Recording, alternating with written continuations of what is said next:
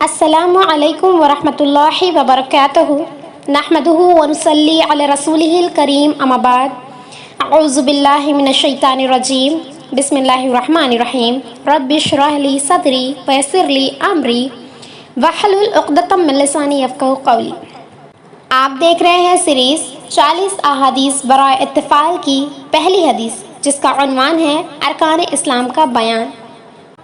حدیث نمبر 1، عن عبداللہ ابن عمر رضی اللہ تعالی عنہما قال قال رسول اللہ صلی اللہ علیہ وسلم بنی الاسلام علی خمس شہادتی اللہ الہ الا اللہ وان محمد رسول اللہ واقام الصلاۃ وایات الزکاۃ والحج وصوم رمضان، متفق علیہ۔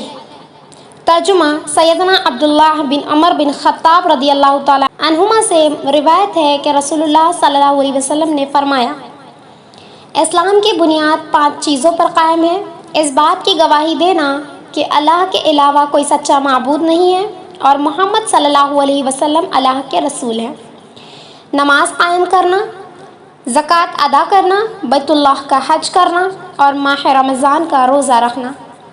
اس حدیث میں نبی صلی اللہ علیہ وسلم نے ہمیں یہ بتلایا ہے کہ دین اسلام میں 5 ایسے امور ہیں جو سب سے اہم اور سب سے واجب ہیں۔ انہی امور کو ارکان اسلام کہا جاتا ہے اور اس کی تفصیل حسب ذیل ہے۔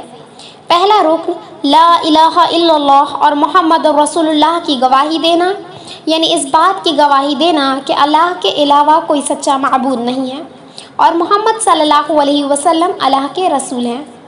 یہ رکن تمام رکنوں میں سب سے بڑا ہے، لہٰذا جس نے شہادتین لا الہ الا اللہ اور محمد رسول اللہ کو زبان سے ادا کیا اور دل سے اس پر ایمان لایا تو وہ دین اسلام میں داخل ہو گیا۔ دوسرا رکن نماز قائم کرنا۔ شہادتین کے بعد نماز اسلام کے ارکان میں سے ایک عظیم رکن ہے۔ یہی وجہ ہے کہ نبی صلی اللہ علیہ وسلم نے نماز کو شہادتین کے فوراً بعد ذکر فرمایا۔ تیسرا رکن زکوٰۃ ادا کرنا۔ زکوٰۃ مال کا ایک مخصوص مقدار ہے جسے شریعت نے متعین کیا ہے۔ مسلمانوں پر واجب ہے کہ وہ اسے فقراء اور مساکین وغیرہ میں سے مستحق لوگوں کو دیں۔ چوتھا رکن رمضان کا روزہ رکھنا۔ مسلمان پر پورے ماہ رمضان کا روزہ رکھنا واجب ہے، سوائے ان معذور لوگوں پر روزہ رکھنا واجب نہیں ہے کہ جنہیں ان کے عذر کی وجہ سے روزہ نہ رکھنے کی اجازت دی گئی ہے۔ پانچویں رکن بیت اللہ الحرام کا حج کرنا۔ حج انسانی زندگی میں صرف ایک بار واجب و ضروری ہے اور یہ اس شخص پر واجب ہے جو اس تک پہنچنے کی استطاعت رکھتا ہے۔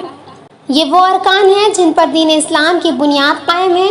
ان ارکان کے احکام و آداب کی تفصیلات عقائد اور فقہ کی کتابوں میں موجود ہیں۔